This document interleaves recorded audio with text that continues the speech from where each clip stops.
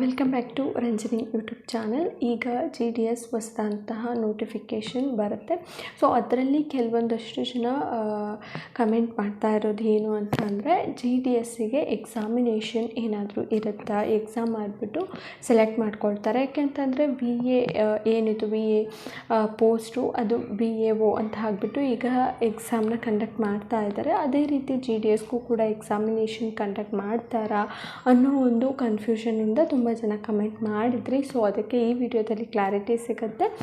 So GDSಗೆ ಯಾವುದೇ ಕಾರಣಕ್ಕೂ ಯಾವುದೇ ರೀತಿಯಾದಂತಹ ಎಕ್ಸಾಮಿನೇಷನ್ ಇರೋದಿಲ್ಲ. ಹಾಗೆ ಇನ್ನೊಂದು ವಿಷಯ ಕೇಳ್ತಾ ಇದ್ದೀರಾ ಏನಂತಂದರೆ, ಇದು SSLC ಮೇಲೆ ಮೆರಿಟ್ ಲಿಸ್ಟ್ ಆಧಾರದ ಮೇಲೆ ಸೆಲೆಕ್ಷನ್ ಆಗ್ತಾ ಇರೋವಂಥದ್ದು. ಸೆಕೆಂಡ್ PUCನ ಕನ್ಸಿಡರ್ ಮಾಡ್ತಾರಾ, ಡಿಗ್ರಿನ ಕನ್ಸಿಡರ್ ಮಾಡ್ತಾರಾ ಅಂತಲೂ ಕೂಡ ಕೇಳ್ತಾ ಇದ್ದೀರಾ.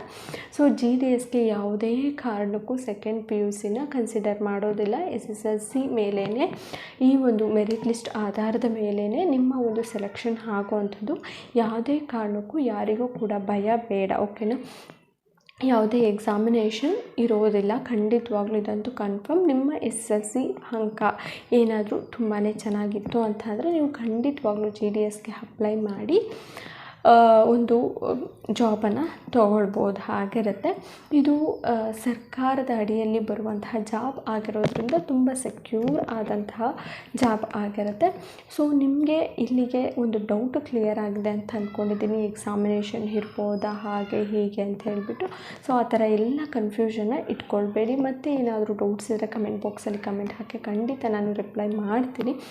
ಸೊ GDS ರಿಲೇಟೆಡ್ ಏನೇ ಡೌಟ್ಸ್ ಇದ್ದರೂ ಕೂಡ ಕಮೆಂಟ್ ಬಾಕ್ಸ್ ಓಪನ್ ಇರುತ್ತೆ, ನೀವು ಕಮೆಂಟ್ ಮಾಡ್ಬೋದು. ವಿಡಿಯೋ ಇಷ್ಟ ಆದರೆ ಲೈಕ್ ಮಾಡಿ, ಶೇರ್ ಮಾಡಿ. Thank you.